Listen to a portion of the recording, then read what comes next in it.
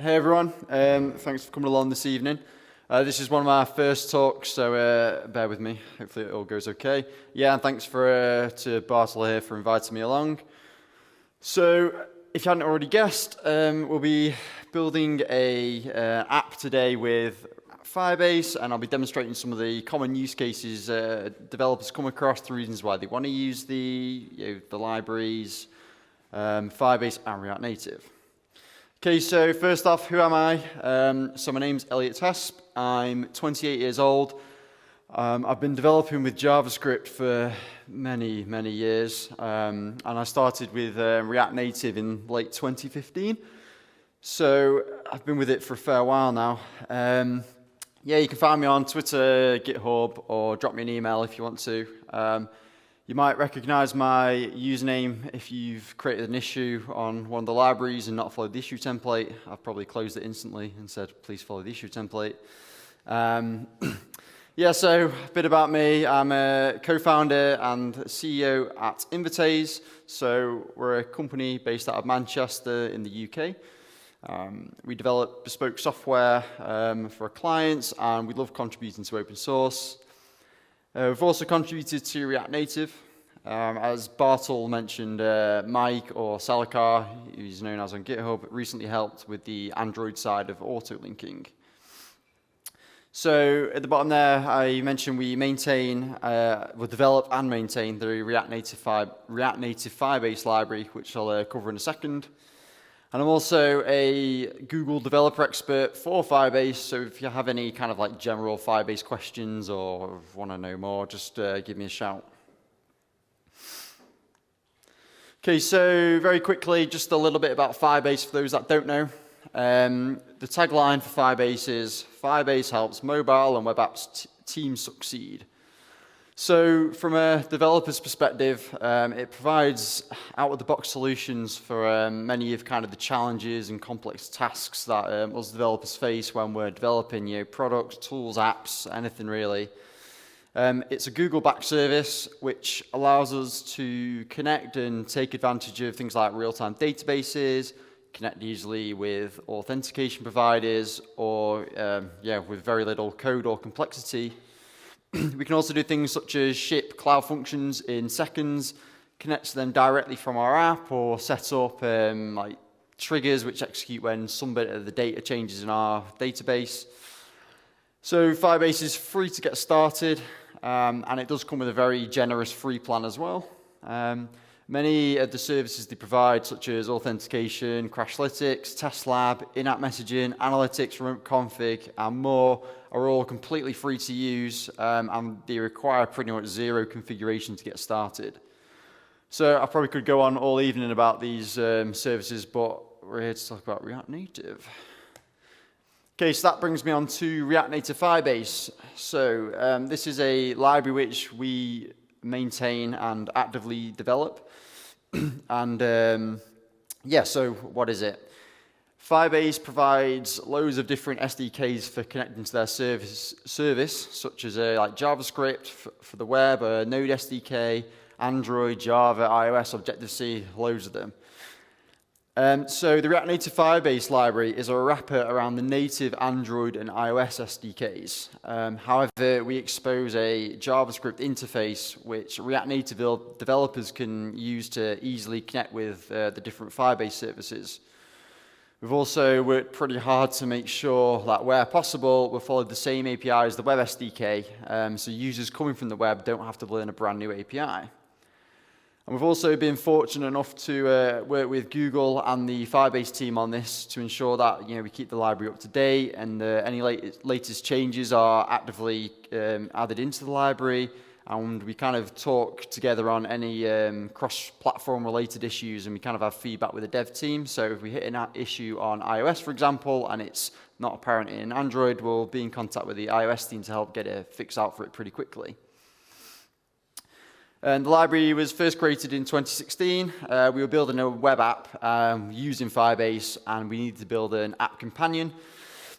As we were already invested into React Native, using Firebase for that also made sense.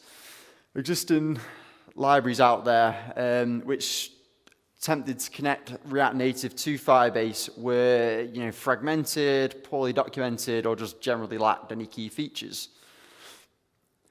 So the repository itself is open source and it's made up of 19 separate sub-packages. So we use Learner to manage that as a monorepo.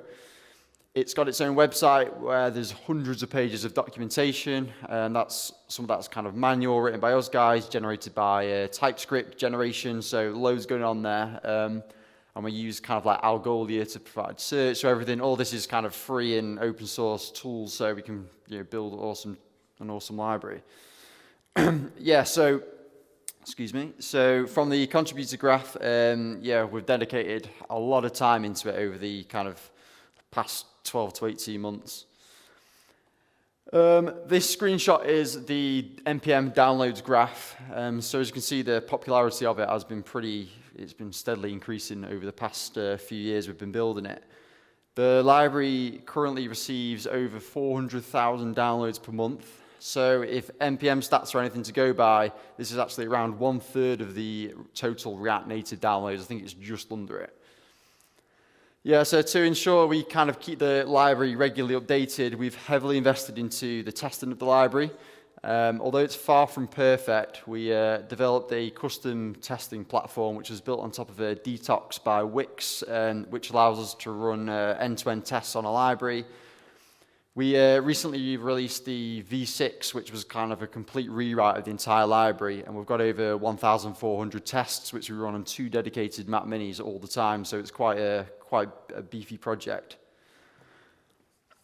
Okay, so now you know more a bit about Firebase and React Native. I'm going to show you why, personally, I think using Firebase is a great option for your next project or even your existing one. So to help demonstrate this, I've put together an app. I've showcased some kind of seemingly complicated tasks and show you how they can be quite simply achieved using Firebase. Okay, so just bear with me while I get this up.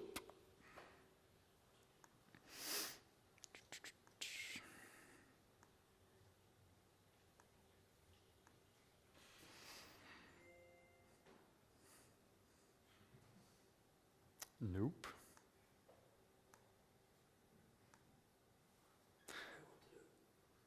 Hang on. No word didn't set for a reason. All right.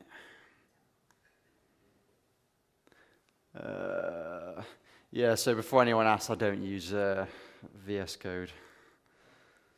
So I just don't get on with it. It's like, a lot of people don't like that. Okay, there we go. Hopefully that's, cool. So let me just, apparently I can't zoom in. Can you see that okay? Or is it a bit small? Okay.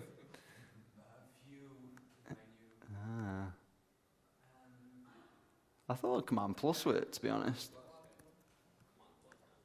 Yeah. Should use VS Code.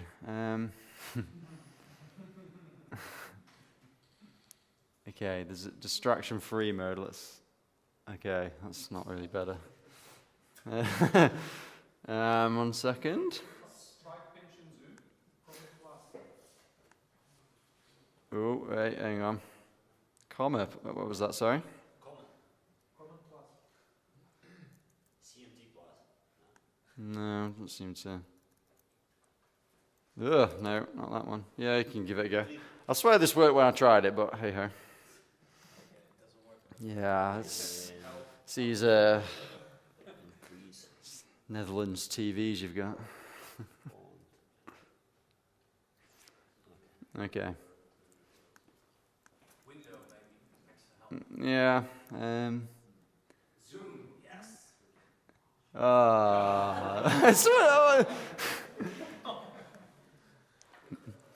How to set up WebStorm for it? Yeah.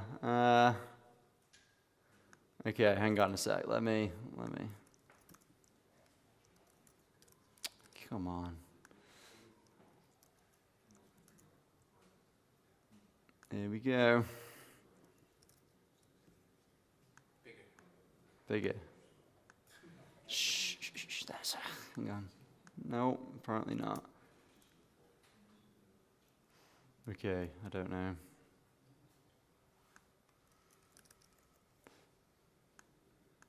Yeah.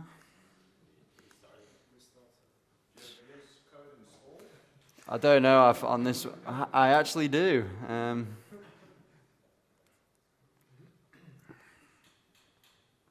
Okay. It's great with the bindings from web store. This is going to be... Okay. Just going to pick flaws in this now. Okay. All right, cool. This will... now, if this doesn't work, then you guys are to blame. Hey, there we go. Right, okay, so... right. So, yeah, I've put together a really sort of a basic app. There's a few packages installed here. So I've got a React Navigation, React Native Paper, and then I've also installed React Native Firebase, just some things to get me going. So there is 6 screens to the app. Each one is a specific file, which I'll show you in a second, which does a kind of specific functionality that hooks into Firebase. So to get started, I'm going to go on to Cloud Firestar. So, what is... Okay, so for those that don't know, Cloud Firestar is a NoSQL cloud database with real-time capabilities. The data is effectively kind of anything you want it to be. This is stored 1 second, on the Firebase console. So as you can see here, this is a sample Firebase project I've got going, and I've opened the database tab to open the Cloud Firestore database. I wrote a quick script just to pull some data from INDB and inject it into the database just to showcase it on the app. So in this example, I've got a collection called movies, and I've got various documents, and from an SQL point of view, that's a table with rows in it. Okay, so the data in the database can be pretty much anything you want. This example, I've got text with numbers, and I think that's pretty much about it, really. However, that's pretty flexible. You can add various data in there, booleans, nested arrays, nested objects, timestamps, geopoints, and you can also do references to other documents within the database. So how does this work with React Native? So I'll just define my interface there. So the API, it starts here. So I've imported Firestore from the top. And what I'm doing, it's really simple. I'm effectively defining the collection, which in our case is movies. I'm not ordering it by the score, which is a number in the database. And I'm providing a onSnapshot listener. So the onSnapshot listener calls as soon as the query, it's queried the database, and then any time the data in the database changes. So what does this mean? Well, it means that we can set up some really quick, go away. So I've ordered the list here of movies by their score. So for example, if I set The Godfather to, let's call it 80, that should update in real time on the app, and it will be all the way down the list. Okay, so how does this work in kind of real life, where you could have a web app that's also connected to the Firebase app, and then that updates data which is reflected in your app. Or an app previously built in the past is a live football score app, so you can imagine your users watching the game, and they've got the statistics coming up on the phone. When a goal goes in, the server updates Firestore, and it just instantly appears on the app. And we can do all that in very little lines of code. So it also does some other things as well. We can order by the year, and then we can do a query on that to say, only get me the movies where the year it was released in 2000 or greater. So I'll just give that a reload. Okay, so now we've only got the movies that were released in year 2000 or later. So doing this yourself, yeah, it's completely possible, but I think when it comes to being a startup or a small company with a small team, you don't want to be messing around with deploying a database or setting up WebSockets from your app that's got to subscribe in real time. And some of the other benefits it provides is it works out of the box offline. So if your user's going along and they go out of range, they don't have any signal or internet, it'll just keep working offline. When it comes back online, it'll just resync up with the database as if nothing's happened. So building this yourself, probably time consuming, things are going to go wrong, and using Firebase, it's kind of already been tried and tested. So my notes, so some other things, security rules. So anyone thinking about, well, that's great, but how is this secure? So Firebase has its own security language.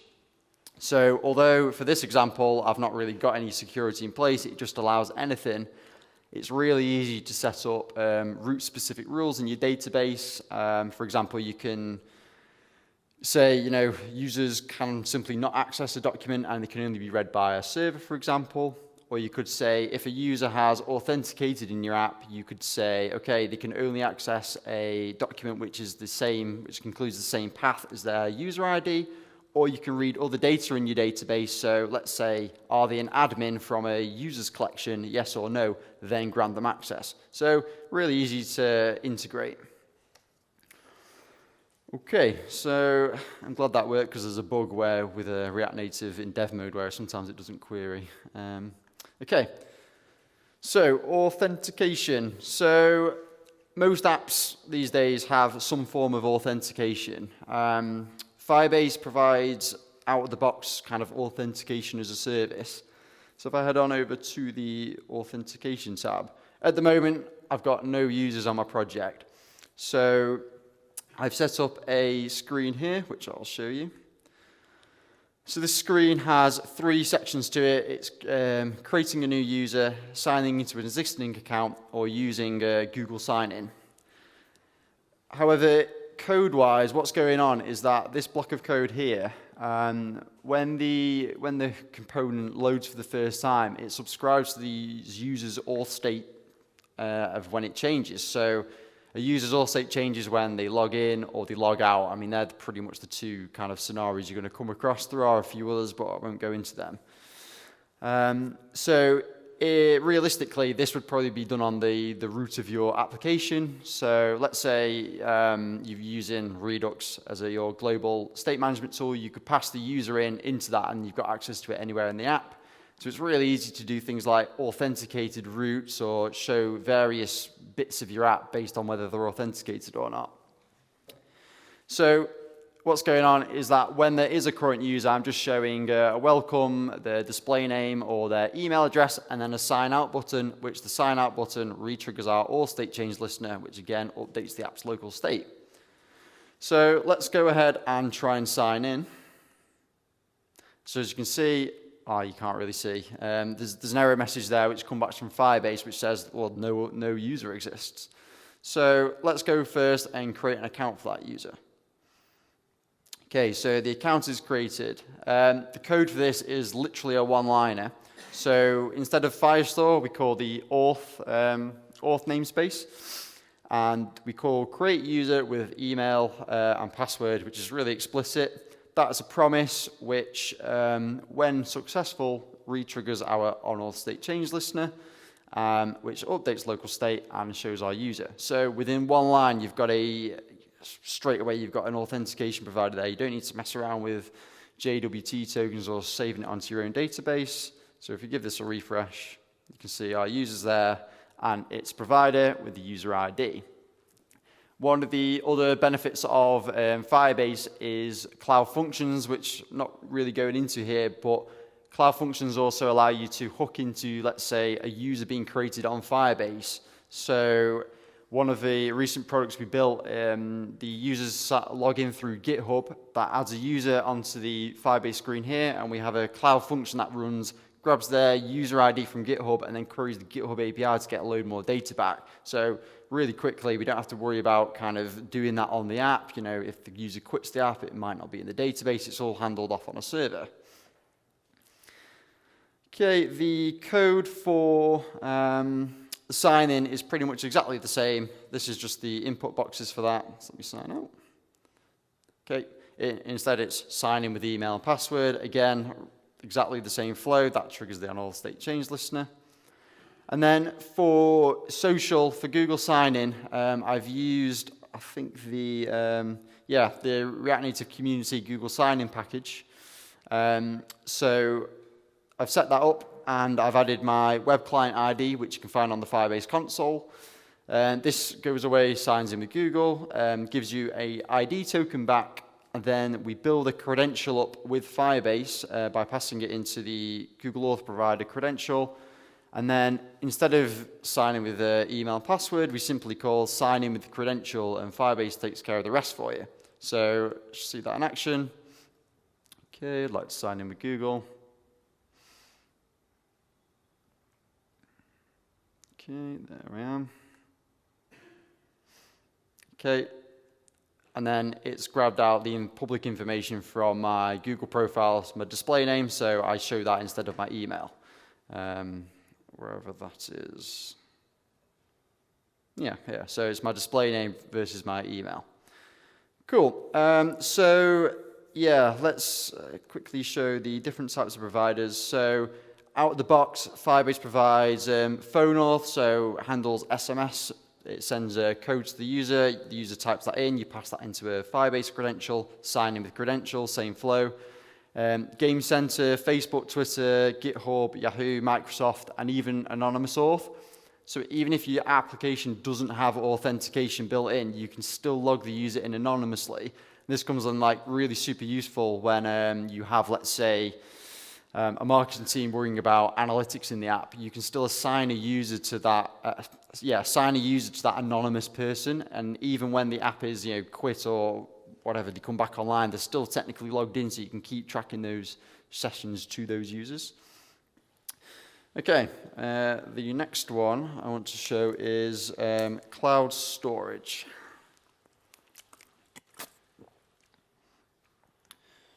Okay.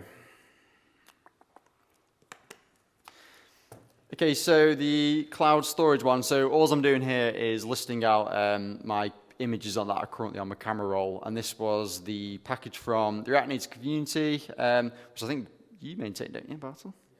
Yeah, okay. It works pretty well, if anyone's wondering.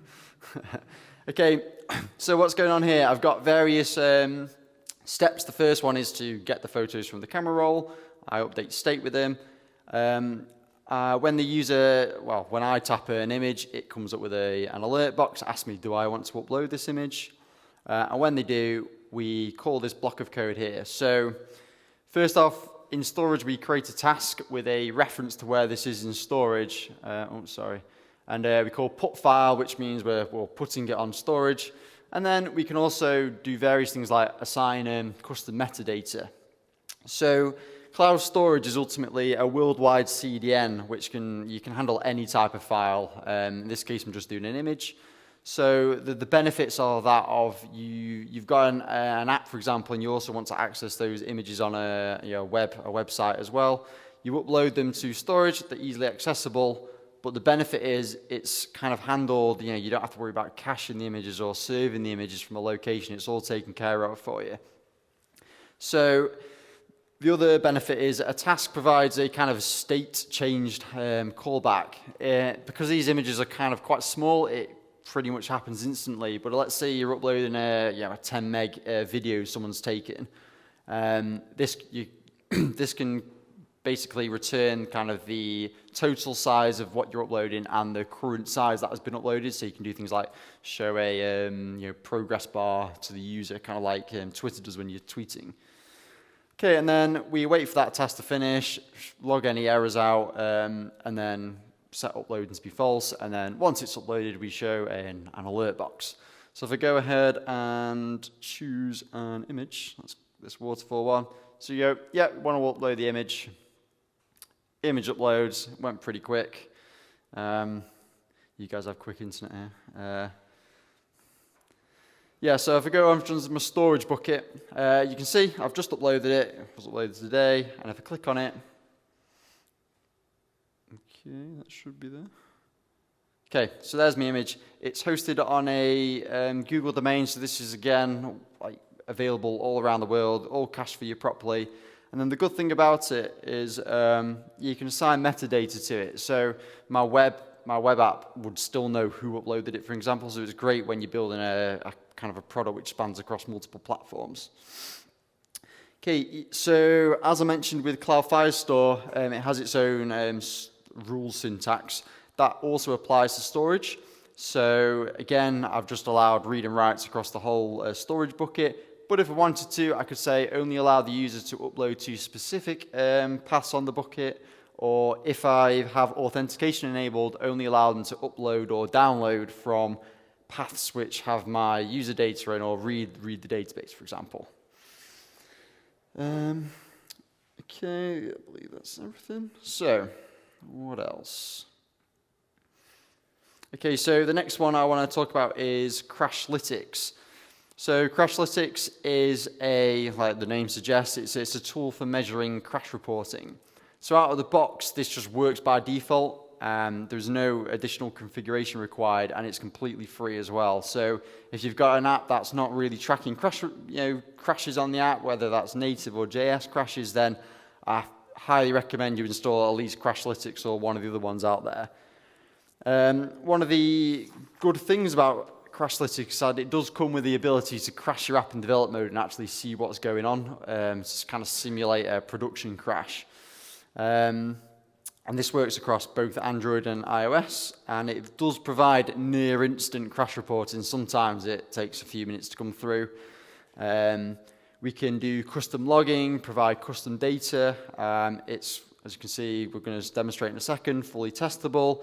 And you can access device information, where were they, what kind of APIs were they running, what version of the app were they on. So this view, it just contains a simple button called Crash the App. This does a log and sets an attribute, which we're saying where, well, Amsterdam, and we call crash. So sometimes this acts a little bit funky when you've got debug mode running. So we crash it. Okay, that worked fine. So at the moment, this hasn't done anything. The crash will be uploaded when we reboot the app again for the next time. So if we go ahead and reopen it, okay. Oh dear. Okay, so let's head over to the Crashlytics dashboard. So this should have already a few crashes in there, which I've been doing when I've just been testing. So as you can see, we've got 5 crashes. I'll just make sure we're on the latest one. Okay, yeah, so we can see here that this literally just happened. So this is my crash. We have a stack trace, which for React Native, this doesn't really mean much, which is why it's important to kind of log throughout your app, which I'll explain in a second. We've got our custom keys, so you can see where we're in Amsterdam, and the logs for this also integrate with Google Analytics. So if you're tracking analytics events through your app, they also come through in here, so it kind of gives you a good indication of where the app is exactly crashing. And at the very bottom, you can see my custom log message called crashing. The data behind that, well, yeah, it's an iOS simulator with various data that we might need to know. It might have crashed because it ran out of memory. Yeah, I couldn't read it well. When you said, like, it's not very helpful when you're using React Native, did you mean, was it only a native stack? Yeah, so, yeah, it's only, yeah, it's where it crashed natively, which is kind of, because we call the native method to crash it, it's actually crashing the native, so it's kind of not, it's helpful, but not as helpful as we'd like it to be at the moment. Yeah, I forgot I could zoom in. So this contains various information. So let's say there was no RAM left, then you could probably associate it with a crash because your device ran out of memory and help test that. And it also hooks into things like your app version, so you can segregate it between users. Okay, yeah, I think that's everything on crash reporting. Okay, so moving away from kind of fundamentals for developers, the other one, which is a tool I quite like, is called in-app messaging. So, what is in-app messaging? So, it kind of provides a marketing platform with zero configuration. So, over on the console, if we go down to in-app messaging, I've set up a test campaign. So, a campaign is effectively just target something that's going on in your app. So Firebase in-app messaging provides cards, modals, images, and banners, and they all look somewhat different. And and they're highly configurable, so you can change the background color, the text color, you know, style them up to however you want to, provide images in there, and then you can also target them. So you could target specific locales, platforms. What else have we got? Yeah, their activity, whether they've, you know, if you're not logged into your app for kind of 30 days. And as I can show you from the code, there is, again, zero coding required. You install the package, in-app messaging package, and it'll just work out of the box. So what I'm doing here is I'm grabbing my ID token for the app, instance ID, which I can test it. So if I copy that, which it might already be on. So if I go up here, I can test on device. So I'm going to show a modal with a lovely picture of a cat. Okay, so I think that's the one. Yeah, okay, so I've already added my test device. So I'll check that, click test, and then let me just, oh no. Okay, so let me just close the app, of course. There we go. So, okay, so next time I open the app, I should be greeted with the modal. Okay, so all that was with zero config, basically. So if you've got a marketing team who are bugging you to do, well, as annoying as they are, pop-ups in the app or some kind of banners, then you just send them to the Firebase console, and you guys don't have to worry about building in custom modals and making sure they look okay on your app. It just simply works out of the box. Okay, so the last one, which is probably one of my favorites, is called remote config. So remote config allows you to change the app's behavior kind of based on your requirements.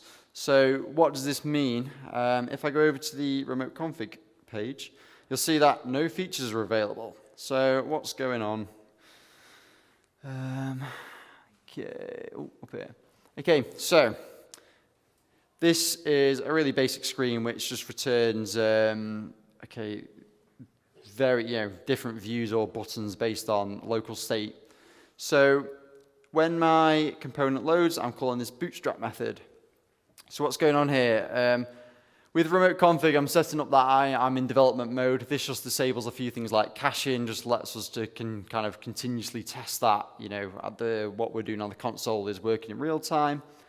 And also, I'm setting some defaults. So if, for example, our app was hard-coded to kind of rely on this dark mode remote config value being present, and somebody goes ahead and deletes it off the Firebase console for whatever reason, you know that next time somebody opens the app, it's not going to check for a value that no longer exists on the app and something explodes. So this kind of is like a backup almost locally. We can fetch the data, so this effectively goes away to the Firebase console, grabs our remote config values, whatever they might be. However, then we can activate them, so that means then they're applied locally to the device, so you could defer that to a later point in your app if you only have certain features available at a screen, just helps with the load times. And then we effectively get the value. So in this case, we're getting the value dark mode.value, and the reason that's .value is because that also comes with different other properties, like was it from the server or was it locally cached because the user might not have had an internet connection, for example. You can do a lot, anything you want with that. If it's enabled, we set show features, and that'll show us a button which allows some features on the app. So at the moment, there are no features, and the reason for that is because it's false on the dashboard. So if I set that to true, it would just, next time I load my app, it would show the features. However, this remote config is used to kind of, in most cases, roll out kind of incremental changes from your app. So if you've got a new feature that's about to be released and you don't want it to just go out straight away to everybody, you can set up different conditions. So those conditions, much like in-app messaging, you can target the user's the version, where the location, all sorts really, date, like what date is this value going to be updated at. And I've gone ahead and set up a couple already, and we've got an Android one and an iOS only one. So for iOS only, I want to say, okay, now this is going to be true. Okay, and we're going to update that. So next time the app loads, users on an iOS device should have our new button available, of course. Oh yeah, I didn't publish them. Okay, that'd be why. Okay, so you can see now dark mode for iOS only is true, so Android users would continue to see the screen of, sorry, no features available. So if we go ahead and give that a reload, there should be a button there now. Okay, cool. So yeah, dark mode, it's kind of the in thing at the moment, so I decided to do it, and we enabled dark mode on the app. Okay, so yeah, really basic feature, but this is also really powerful if you combine it with a code push. So you do a JS only change on your app or a new feature, you push that up with code push, you can hook into remote config and incrementally roll that out through your user base. And when you combine it with, say, Google Analytics, you get a really powerful metric, so you can start to build up a really fine, you could target it to a very small percentage of your users and update and roll it out over as you go, and it's been tested. And if you've got Crashlytics and it breaks, then it'll show. So yeah, that's all I wanted to show. There's loads and loads more features that are available for Firebase, as you can see down this left-hand side. However, yeah, I could be here all night going showing you them. So that kind of only scratches the surface of what Firebase can do. If anyone's got any more questions or wants to know more, just please give me a shout and I'll be happy to answer them. So thank you very much.